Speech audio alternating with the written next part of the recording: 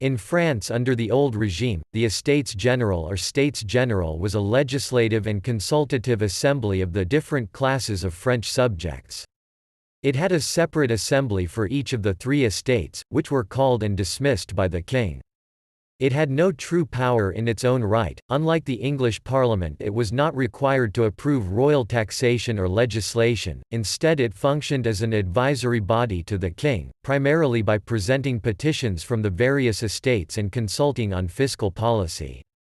The Estates General met intermittently until 1614 and only once afterwards, but was not definitively dissolved until after the French Revolution. It is comparable to similar institutions across Europe, such as the States General of the Netherlands, the Parliament of England, the Estates of Parliament of Scotland, the Cortes of Portugal or Spain, the Imperial Diet of the Holy Roman Empire or Germanic Empire, the Diets of the lands, and the Swedish Riksdag of the estates.